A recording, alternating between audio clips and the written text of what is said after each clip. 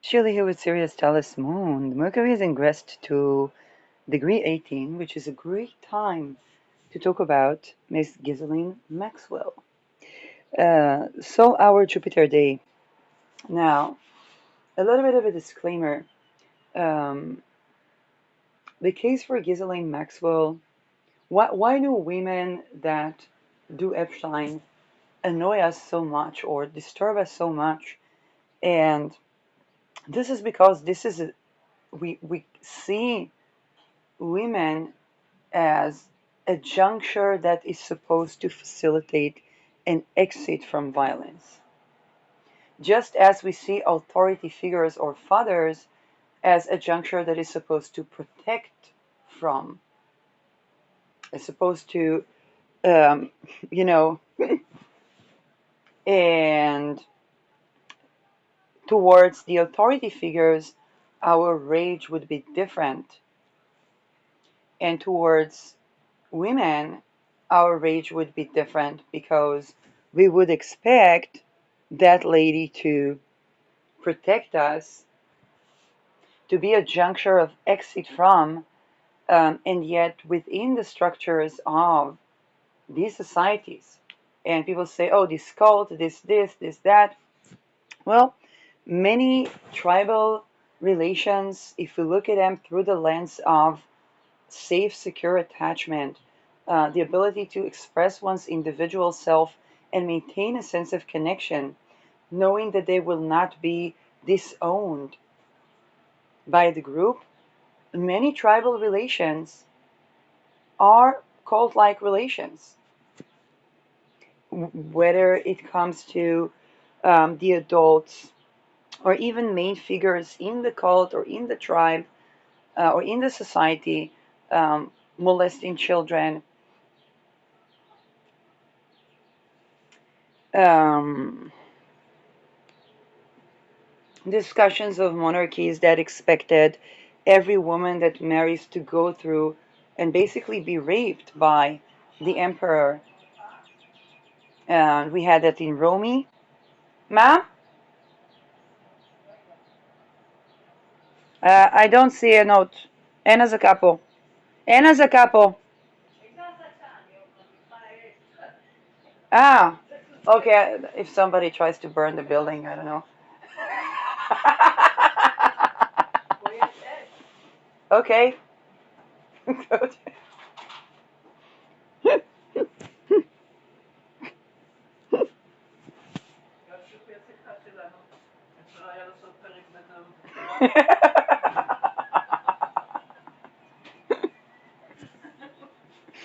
The real estate of the affair. Um, recording. So,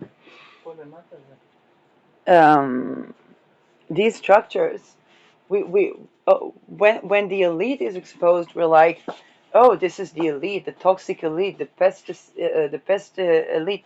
If that was the elite mentions would be besieged in literally no time.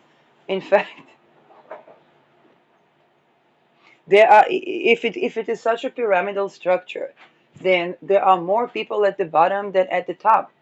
Then the power in numbers overpower the top. And basically, if it wasn't for the commoners to be benefiting from the master slave relations, the elite would be having to adjust. And we see elite having to adjust when we see anti-war demonstrations, labor union demonstrations, kind of like, hey, Uranus goes into Gemini, and the digital ID having to be delayed, and so on and so forth. Then um, this tells us something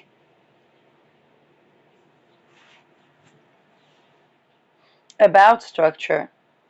And therefore, when we talk about changes of society, we do not exclude the elite. The deprivation of a child that grew up into um, child marriage society or tribe is also a deprivation of a royal member that grew up into a similar reality.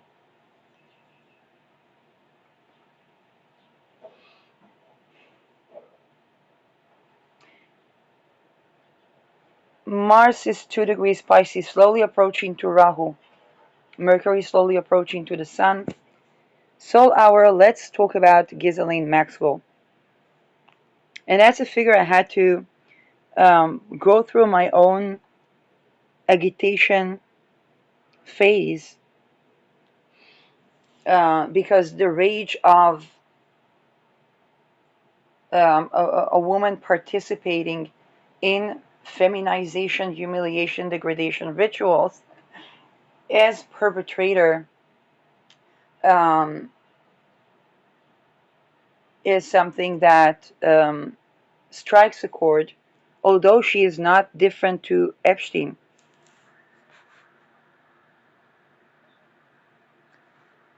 It also spikes a chord for a lot of people that ran into um, women being promoted in um, those type of echelons by becoming men-like or perpetrator-like.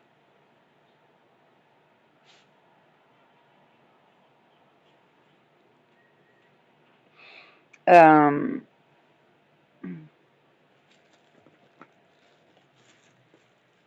and even the embodiment of emotions, vulnerability, as I addressed in the previous episode, is only done through being the perpetrator, being the violator, or being the criminal. As a criminal, you're an underdog. As a victim, you're a loser. But if you are playing the victim as a perpetrator, you're an underdog.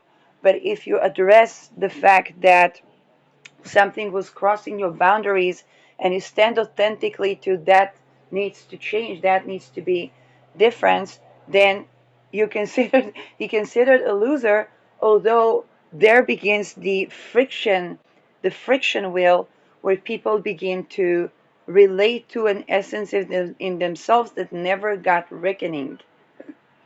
And then the real obsessions begin.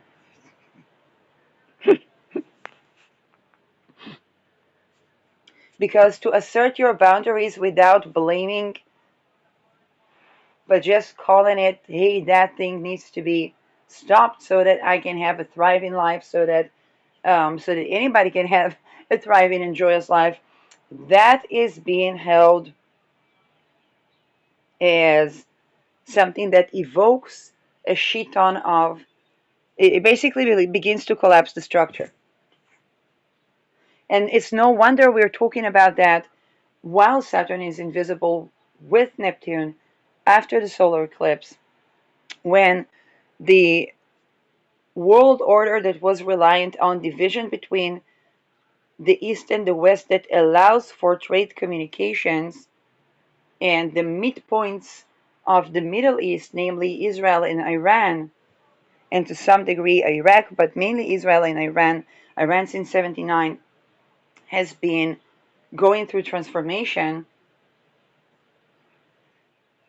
Um, then we also talk about the conglomerates behind both the old order and the building towards a new order, understanding that if so many things can change in the world, so can the reality where, regardless of we are elite or not, um, or whatever we do, whether it's family people or career people, we all are deserving to live life without trauma. And it's possible. Of course, it steers all the demons. And for me, dealing with one demon is the rage I had towards Giselline Maxwell. By the way, not to her personally, but the people that played the Giselline Maxwell role. Sometimes I would run into that through a couple being married, and the spousey could be a Giselline Maxwell. And I'm like, darling, what are you talking like? I ain't been violating anything with anyone, but perhaps that's why.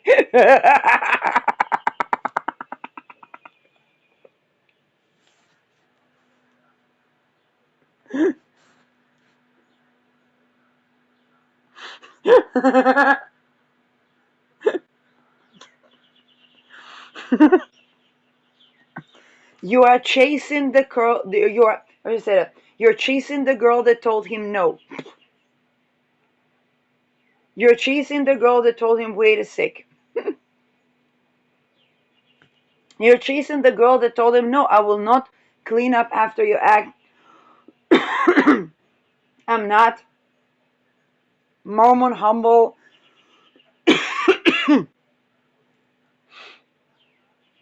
And the girl that says what would you, that when asked what would you do with so and so sum of money would say keep it, drop the cult.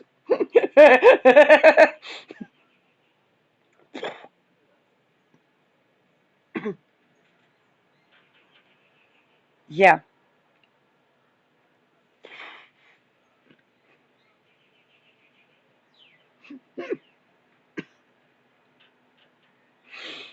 And and that's everything also wrong in the relationship or in the marriage.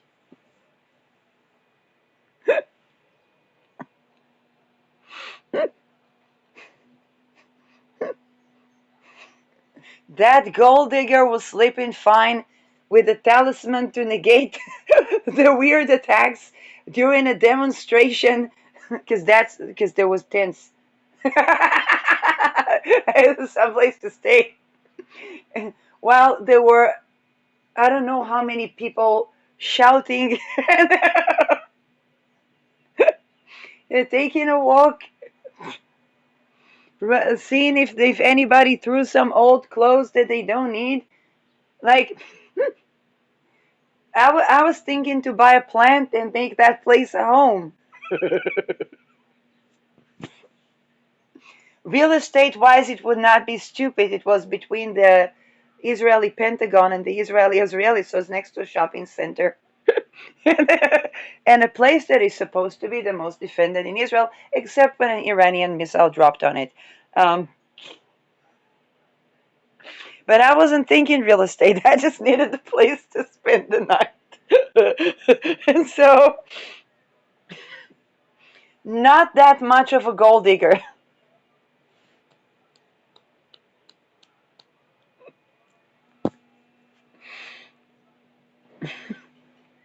In fact, with my concern about ethical mining, the only time you'd see me digging gold is actually going to the miner zone to check that everything's fine. And not as an inspector, as a person that wonders if they can get a bit of gold out of the soil, and how is that done without mercury. Um, so, Giselline Maxwell, ascendant 10 degrees, basically ascendant Aldebaran, meaning this lady would have to fight, but she could win at any price. Um, and you say, okay, why is she in prison? They love putting those people in prison. Haven't you seen that they assassinated Ali Khamenei, or the people that were considered unassassinable?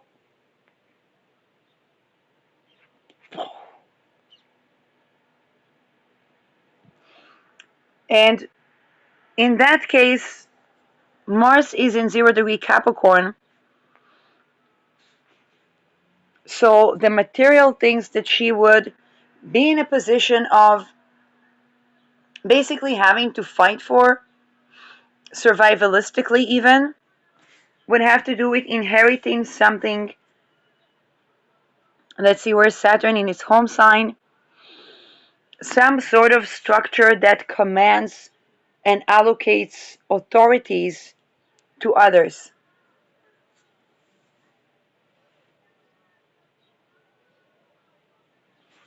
There would be leaders to this corporation. There would be gold and minerals.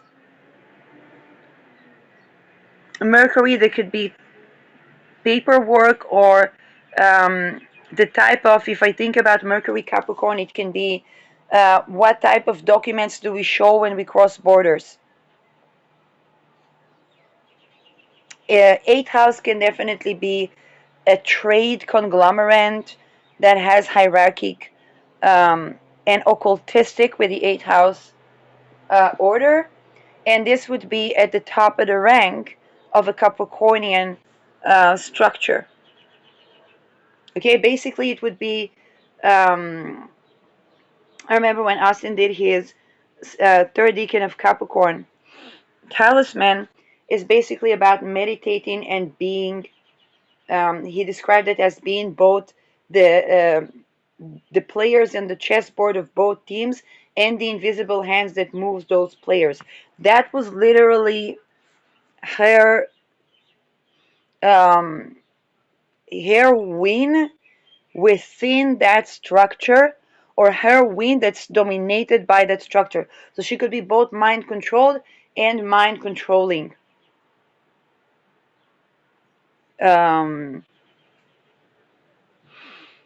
Midheaven, Jupiter in the ninth house in Aquarius, again, bringing us back to that Saturn, but from an international, big media, and even astrology point of view, which would associate her with the MK often necessary, so to speak, for her role.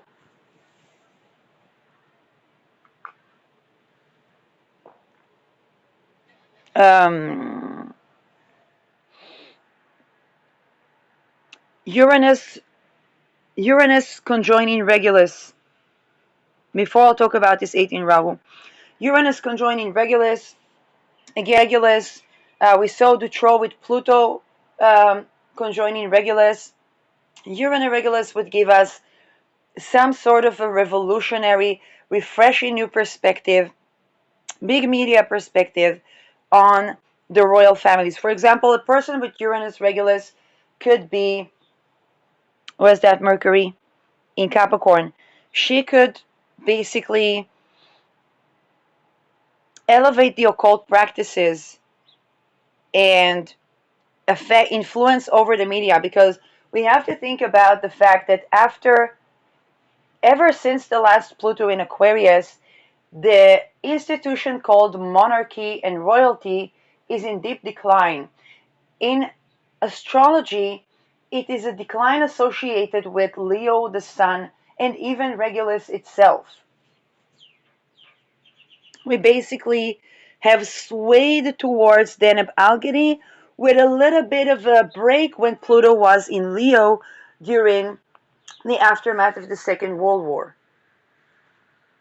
And this is where we have the big media conglomerates. For example, an interview with my mom could get my nerve popping just because of the differences between us in Pluto generation. She is a Pluto soul for whatever that entails. What?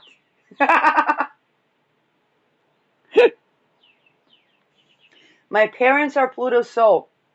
Donald Trump is Pluto soul.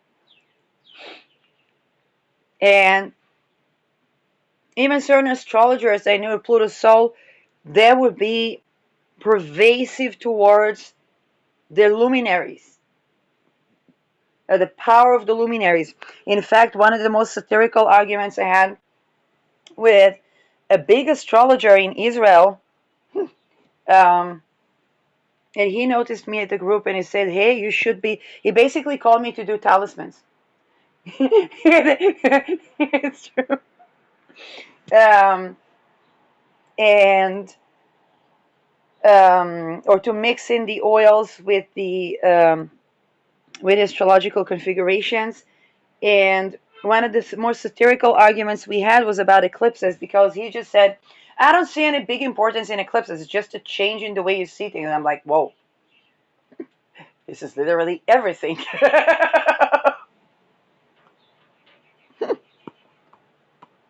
Now, I'm a vicinity of being eclipse child. I've been surrounded by a lot of eclipse children. Um, and by the way, the veneration of the black sun, it comes from the place of the royalty and the monarchy and celebrities, which is another solar.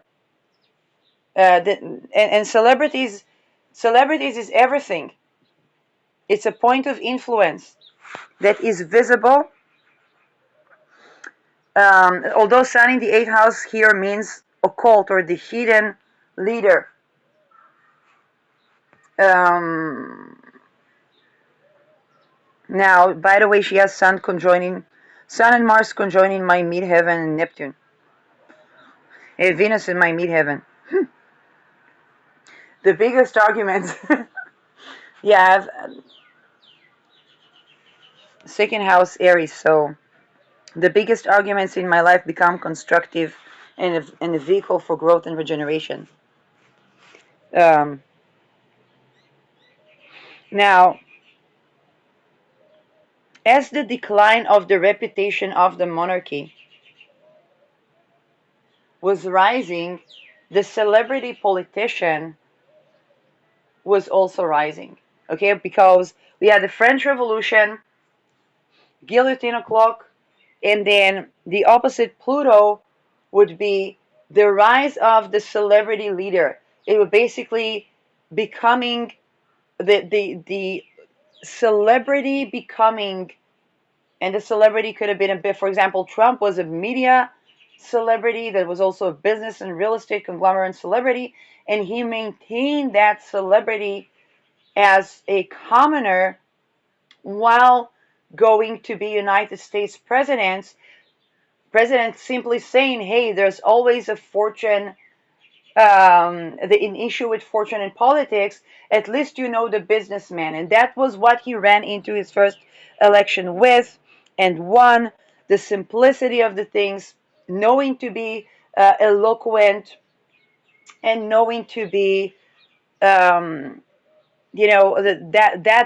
kid that they would say need a special school or something, and playing on that effectively,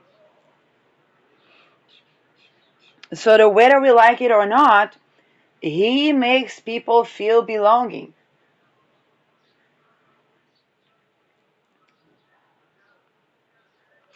Now,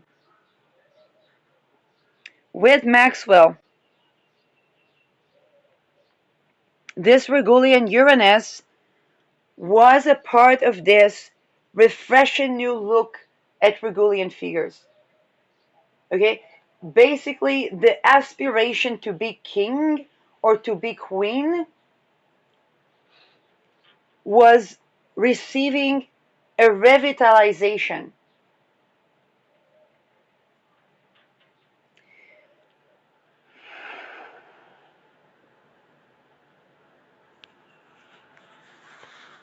Because Pluto's soul started something that Uranus Leo and then Uranus Regulus continued, which is to liberate our inner sun.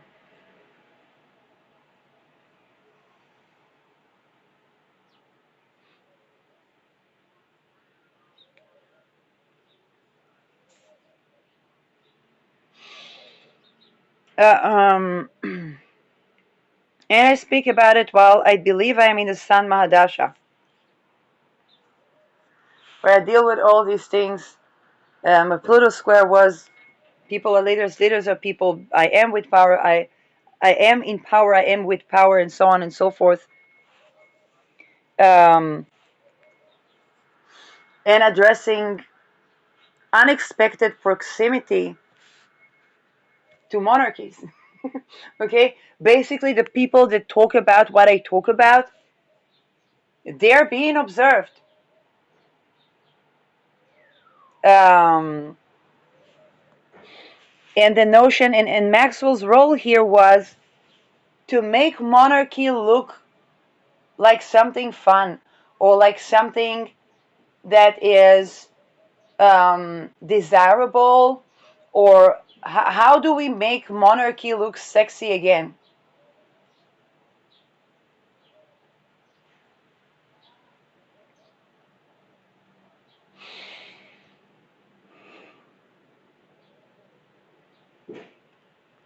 Maxwell was born in 1961, carrying that co-presence of Pluto and Uranus.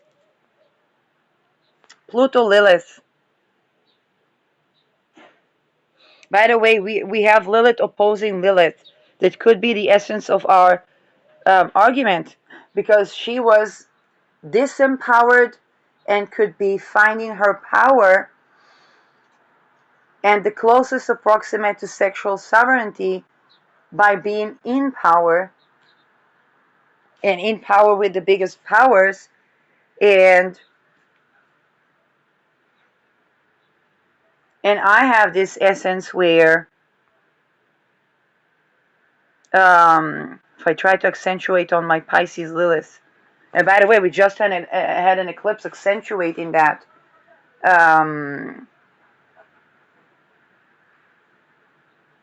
I need power to be benevolent sexually. I'm sexually attracted to benevolence that is authentic. Yeah.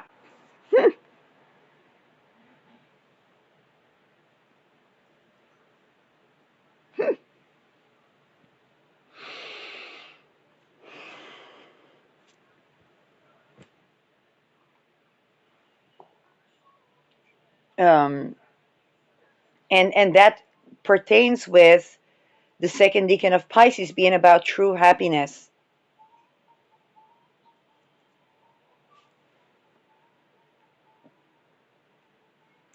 Um, and all the Pisces archetypes, like blending in and being, malleable and so on and so forth. Um, while the Virgoian archetype is to adjust oneself to the detail of what would be fit into power.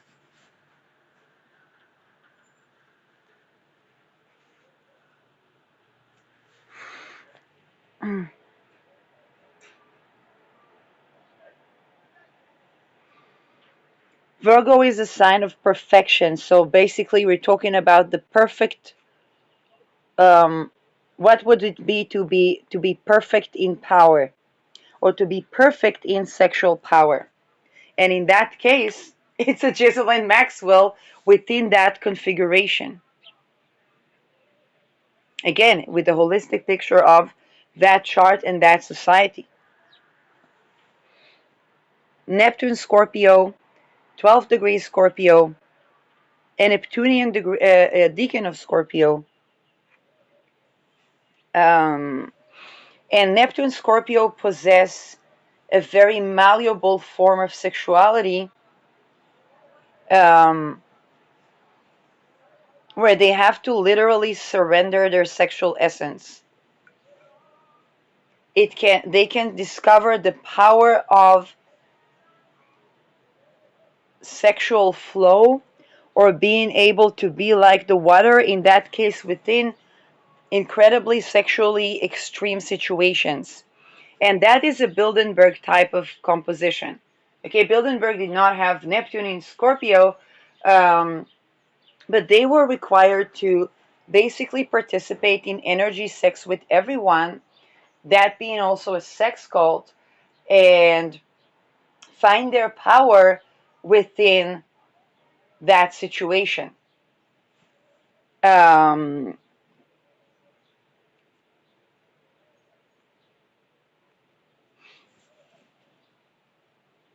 where the decisions made could have been described as the conglomerate sexual energy manifesting in egregore that becomes dominant in the society that would be, albeit the external slavery mastery position, paradoxically way more decentralized.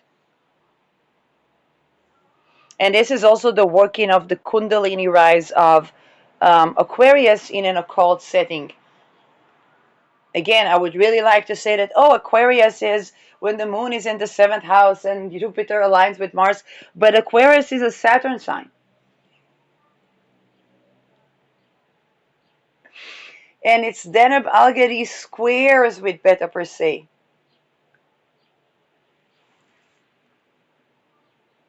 This can explain for me the dumbfounding thing for me when Pluto ingressed into Aquarius from Capricorn was the discovery that the Rabobank that has been very involved with such Bilderberg and Belsen conglomerates was basically a cooperative.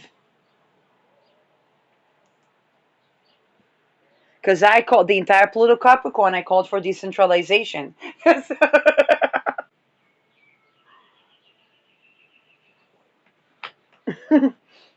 And then it's like, welcome to the Mason. I'm like, wait. Why?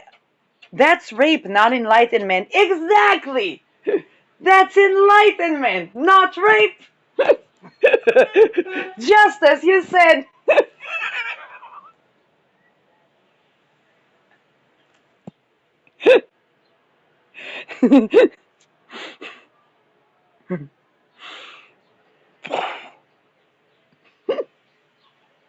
So, um, definitely the promising allure of keeping what seems to be an outdated structure, namely monarchy, relevant, by the way, through oil trade that is also trafficking trade. Okay, oil, Pluto, Virgo, Mercury sign trade. It also had to do with the occult, Mercury in the 8th house, and with Lilith, sex slavery, very simply put. Um, Rahu Leo, Rahu Moon. What did I say about the Rahu Moon surrounding me? I've been surrounded by Rahu Moons. And I'm like, I don't even have that configuration myself. Like, I have Moon, Rahu. They're a sign apart. And they have, and also in orb, it's like, it's more than 30 degrees apart.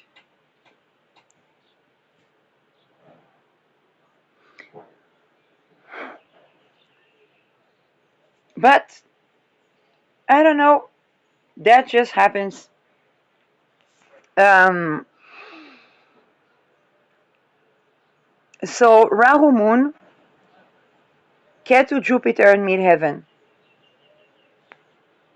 Ketu in the 9th house, Rahu in the 3rd. Third house is basically she was an international hidden leader. Why am I saying hidden? Because up until the Epstein list, we weren't. I don't remember growing up. I grew up as a young girl hearing about Trump, but not about Giselline Maxwell.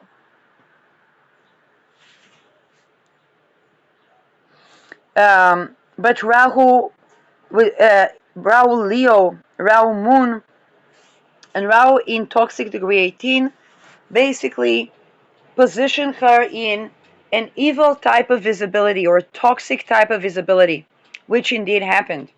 As an occultist that was toxic occultist. You can watch my Rahu Moons for everything that I said about Rahu Moon. Moon Ashlesha is very much to do with the potential to sexual healing, but with that adjacency to toxic degree Rahu, it would be the illusion of sexual healing through occult um, that is actually toxic form of Kundalini rise in that context.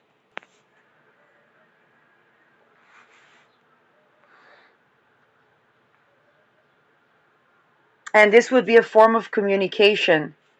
And yes, these folks do communicate through that weird form of Kundalini rise. Um,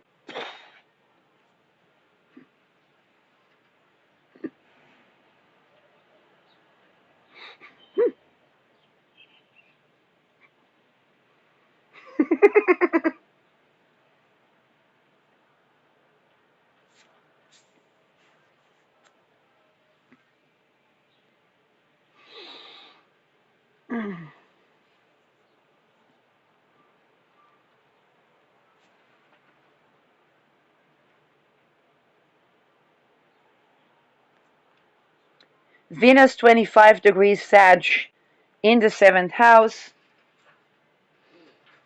Um, that would make her attractive to the big billionaires. Um, Venus in Mula Nakshatra.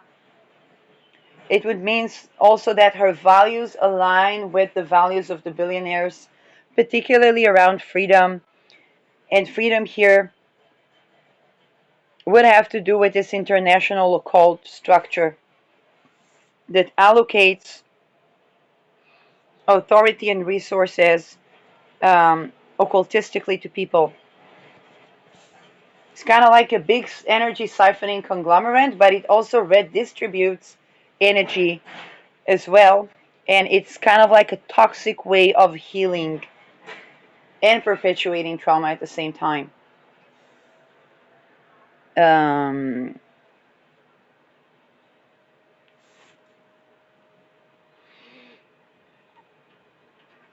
Mars Capricorn, 0 degree Capricorn, exalted Mars in Capricorn in the 8th house, meaning that she would have the competence to do what she does. And what she does is of an occult nature that's also to do with bonds, debts, and so on and so forth.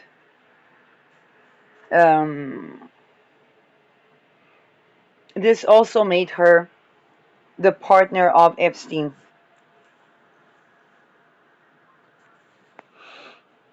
And by the way, Jupiter midheaven, Jupiter is the spousey, and she is known as Epstein. Okay, Giselline Maxwell. Now here's the thing: she maintained Maxwell. So we have this kind of like the most toxic form of feminism to the highest degree. Like a degree after that is to make her a monarch, which, by the way, with Uranus, absolutely could happen. She wasn't known as Mrs. Epstein. She was known as Giselline Maxwell. Look, now, this is when people talk about the false light, this is the utmost of what these structures want to reach.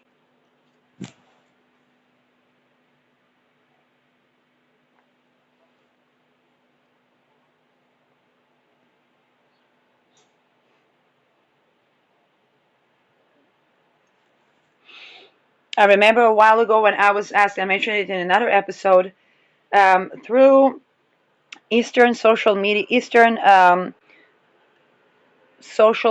YouTube,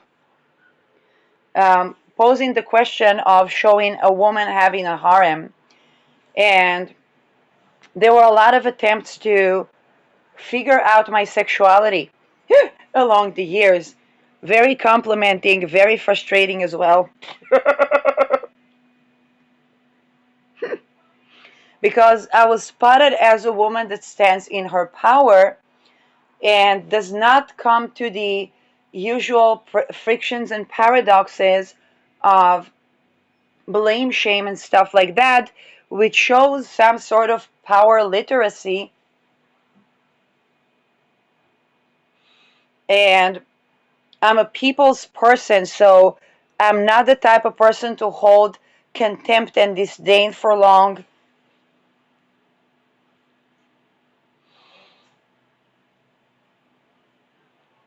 And also not the type of person to, how should I say,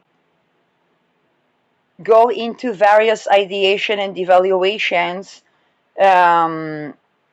without being able to take a look at the big picture. So I don't remain grudgeful. And so there were attempts to see what would be my place in the conglomerate, or of what use could I be. Um, and in fact, it is through my sexuality that the healing process I went through, which is aspiring to relaxed arousal, secure attachment, that I was like, wait, why not for the why not relaxed arousal and secure attachment for the elite? If that keeps the nervous system regulated, allows us to stand in our power, and as you can see, I'm not a terrible marketer either.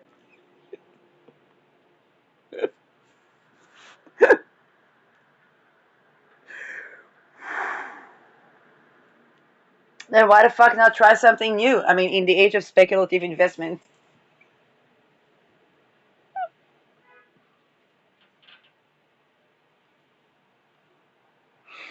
Um,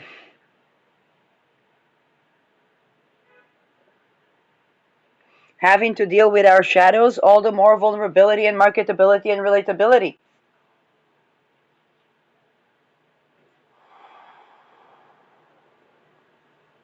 In fact, when these people reached out to me through academia or to being juxtaposed and so on, or being a TA of someone, they reached out to me with their analytic ability to be self-aware about why they do what they do or what they seek and so on and so forth.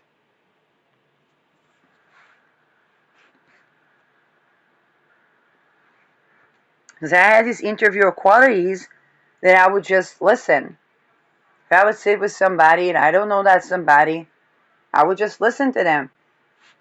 And then it spills out because I'm not coming with a position of judgment, but with seeking to understand.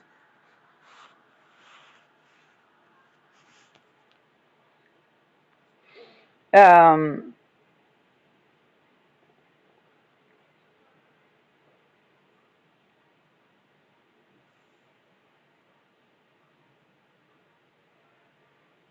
by the way, she has Ketu Rao with the 89 people, 89, 1990s. Um, and those are people that are moving more towards the underdog position, but they have to be cautious um,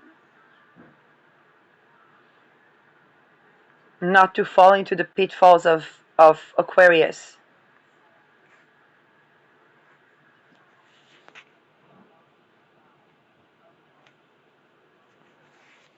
They hold the Saturn Neptune in Capricorn, which was the fall of the Soviet Union, or basically the fall of a big conglomerate. But their Rahu almost manifests the fall of a big conglomerate with their Saturn returns and Neptune squares. They're going to have the Neptune square when Neptune ingresses to the middle decan of Aries. Um,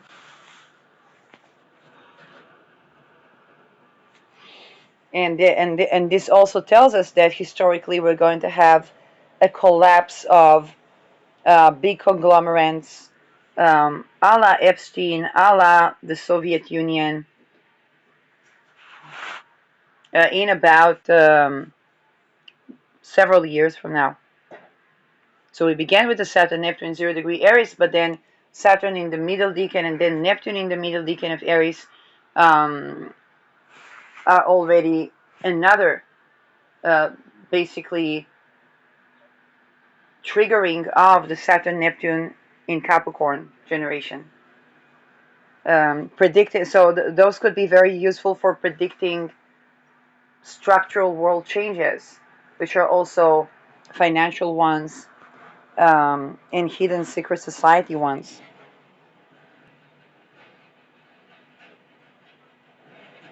Mm-mm-mm-mm-mm.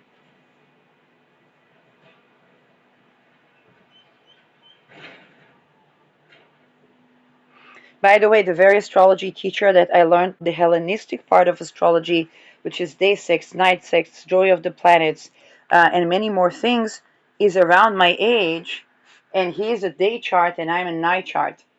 He has his Chiron Rahu with Rahu in Beta Persei, while I have Rahu closer to Aldebaran and Chiron in Gemini. So right now we're both going through our Neptune squares. So it's interesting to see the different takes that Chris Brennan has on these topics and the way I would um, portray these topics going through literally similar transits. We don't have the same chart, of course, but also I'm a Taurus and he's a Scorpio and a Sun, and that is another polarity there that I wasn't thinking about until now. If there are more polarities regarding structure, then I don't know.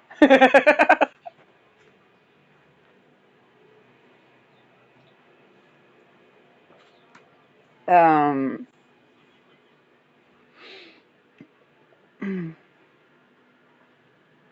I'm Pisces ascendant. He is Aquarius ascendant.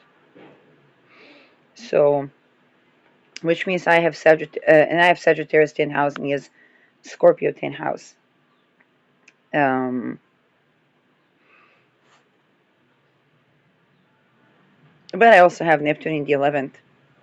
So this is different houses for the Neptune square. Um, more of what I can comprise from this chart.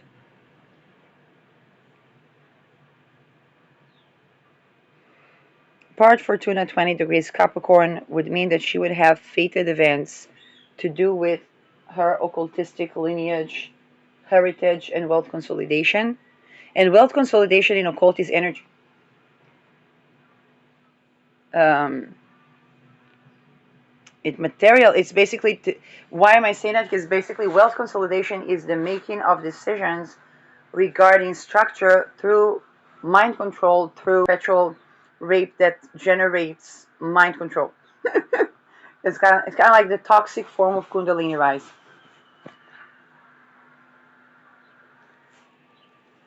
Yep. Um,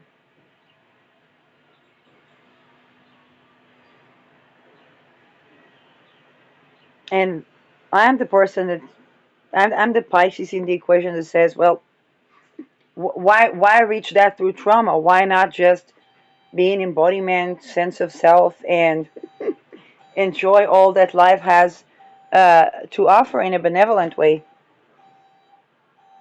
Um, which doesn't fall into Christ and it doesn't fall into Antichrist. And thus undermine a lot of power and control structures, not even trying. um, so this is Giselline Maxwell.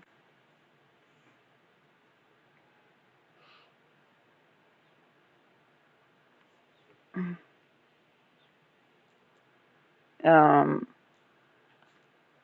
on her imprisonment. Well, Saturn in the eighth house can denote of times of imprisonment, which could be alleviated within 3 years as as her Saturn trines. No, it could be alleviated within 3 years as her Saturn's re-squares. Why do I say alleviated? Because Saturn square would mean changing the structure of the imprisonment. Now, whether it is by death or by um, changing the structure of the occult,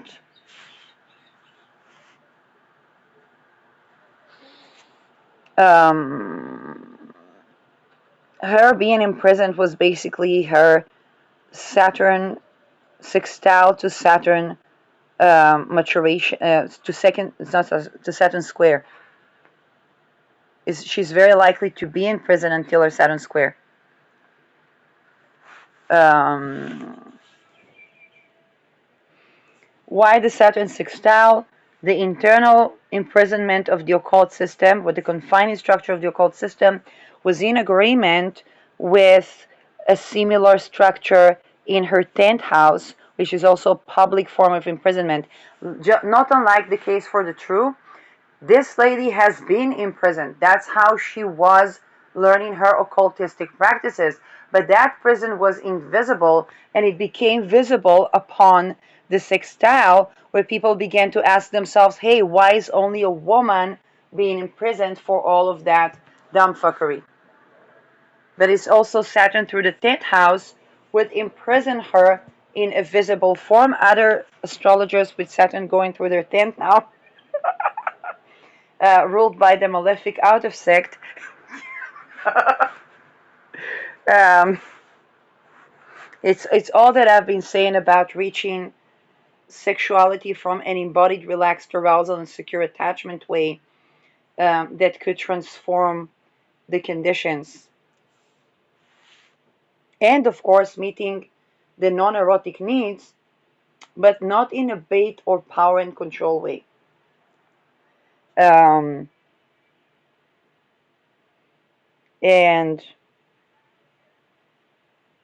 maybe that was the omen that was received by singing a lot of mantras. I mean, I don't know. Like, this is what I never know, because people have prayer and they activate a certain intent, and then sometimes I would comment on somebody and I was like, that person was trying to do certain ritual or trying to do certain something, and probably my comment is like an answer to a question they was asking, whether they're gods or deities, or that was the purpose of what they were trying to achieve. But with Neptune, it can be in a miraculous way. It's kind of like you didn't get what you want, you got what you need, um, type of a way.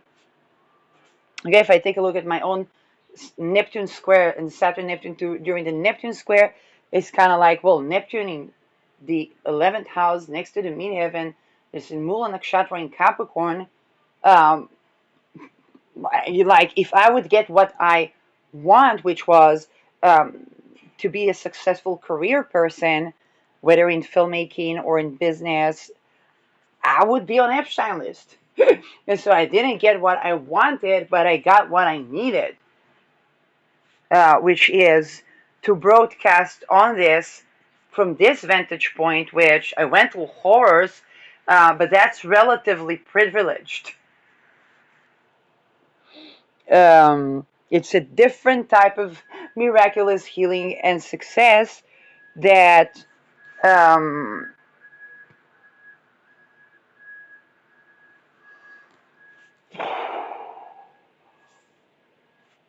they were basically saying no to these structures while calling to change in a way that honors our own sovereignty, even as we climb up the ladder.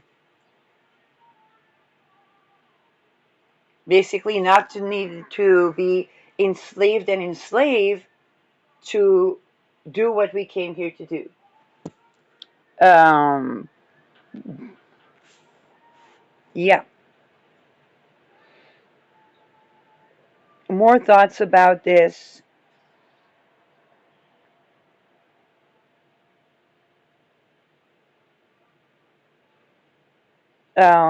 She would be considered a day chart. Saturn ingress to Aries is where Saturn is ruled by the malefic out of sect, but there is reception between the malefics. And so for her, um, for her actually being in a public prison could even be an upgrade. I don't know why. Like, I don't know what was happening there, but being in a physical prison was an upgrade for her as to her life mission. Perhaps because people began to ask, why is a woman being the only one in prison? Now with the 11th house, people are kind of like, hey, she was also very terrible. But I think it reaches a more, right now Saturn is in degree 2, which is degree of relation.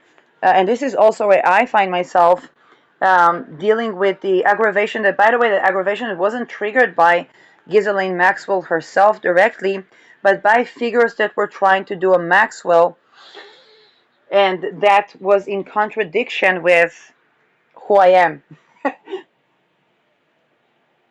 um, and so they would either see me as a third party um, or like as a threat to, whereas I was not coming from that position at all, because I wasn't interested in what they were interested in. They had to loosen up from their projections on me, which which created an even bigger existential crisis because it would bring them to the times where they were ritually abused.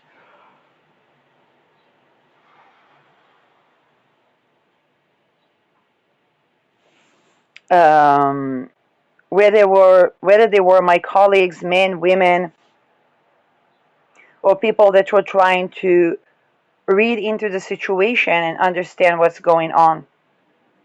Um, so basically, I was angry about people calling them Giselline Maxwells, where where I haven't addressed the lady herself, and this is also the reception between the malefics, where it's kind of like, yes, she's as terrible as Epstein, and also Epstein was a Giselline Maxwell within his society before he became an Epstein, and that was what it meant to be feminist in those structures. And the entire discussion taking place when Saturn is invisible, taking those structures away with it, which is a great opportune time to reimagine the world basically with an actually embodied sense of self, erotic and non erotic self, honored and sovereign, regardless of our rank in society.